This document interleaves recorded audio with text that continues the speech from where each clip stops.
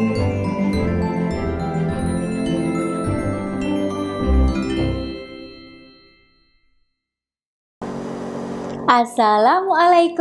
warahmatullahi wabarakatuh. Apa kabar anak-anak? Alhamdulillah, subhanallah, Allahu Akbar. Misin harap kalian dalam keadaan baik, sehat, dan selalu semangat seperti Misin saat ini. Baiklah, mari kita awali pembelajaran bahasa Indonesia kali ini dengan membaca basmalah.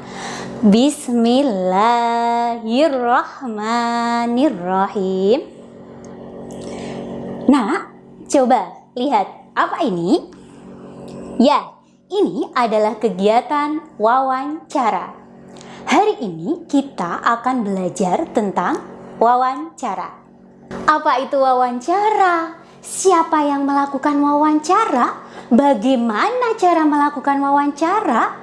Kapan melakukannya? Di mana melakukannya? Mengapa melakukannya? Misin akan jelaskan kali ini ya. Oke, perhatikan ya. Baik, apa itu wawancara? Wawancara adalah tanya jawab dengan seseorang, pejabat dan sebagainya yang diperlukan untuk dimintai keterangan atau pendapatnya mengenai suatu hal. Untuk dimuat dalam surat kabar, disiarkan melalui radio atau ditayangkan pada layar televisi. Lalu siapa yang melakukan wawancara, Miss? Ya, pewawancara dan narasumber. Pewawancara adalah orang yang melakukan wawancara, sedangkan narasumber adalah orang yang diwawancarai. Bagaimana cara menentukan narasumber? Ini dia. Narasumber adalah orang yang memberikan informasi yang kita perlukan. Narasumber ditentukan berdasarkan pengetahuan dan keahlian seseorang terhadap suatu bidang yang berkaitan dengan topik wawancara. Baik, selanjutnya bagaimana melakukan wawancara? Ada 3 tahap cara melakukan wawancara. Pertama, sebelum wawancara. Kedua, pada saat wawancara. Dan ketiga, setelah wawancara. Baik, kita menuju pada apa saja yang harus diperhatikan sebelum wawancara. Ini dia. Pilihlah narasumber sesuai topik. Buatlah janji pertemuan dengan narasumber. Persiapkan daftar pertanyaan. Berlatihlah wawancara agar lebih paham dan berpakaianlah yang rapi serta sopan. Ingat, kriteria penilaian pertanyaan yang baik itu terdiri dari apa saja? Ini dia.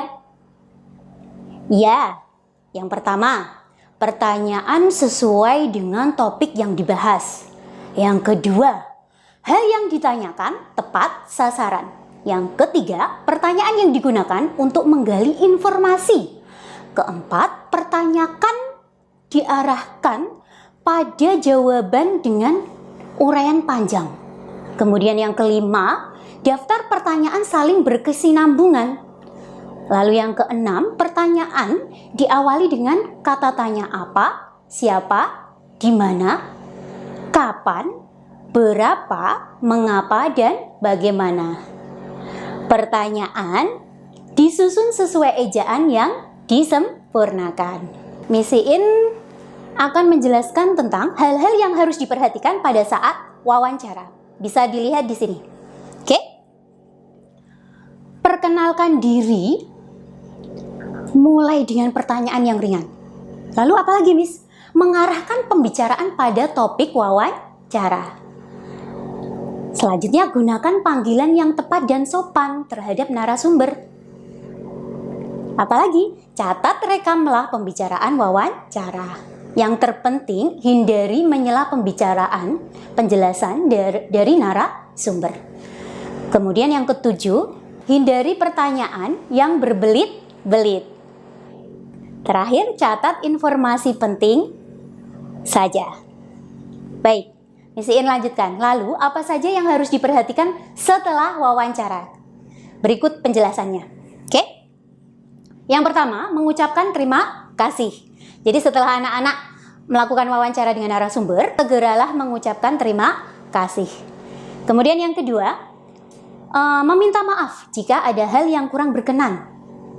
Lalu, mohon diri dengan sopan. Sudah selesai seperti itu kah, Miss? Belum, masih ada satu lagi. Ya, membuat laporan wawancara. Perhatikan isi laporan wawancara berikut. Oke, ada latar belakang, tujuan, topik wawancara, narasumber, pewawancara, waktu dan tempat kegiatan, hasil wawancara, dan yang terakhir, kesimpulan. Oke, kita menuju yang pertama, latar belakang. Di sini, kamu dapat menuliskan alasan wawancara dan topik yang ditentukan dalam wawancara tersebut. Kemudian yang kedua, tujuan. Anak-anak dapat menuliskan penjelasan alasan mendalami topik yang ditentukan dalam wawancara tersebut. Kemudian yang ketiga, topik wawancara. Anak-anak dapat menuliskan topik yang ditentukan dalam wawancara. Keempat, narasumber. Anak-anak dapat menuliskan identitas narasumber yang akan diwawancarai. Dan yang kelima, pewawancara. Anak-anak dapat menuliskan namamu sebagai pewawancara. Dan yang keenam, waktu dan tempat kegiatan.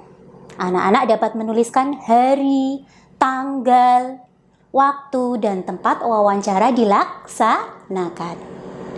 Ketujuh, hasil wawancara.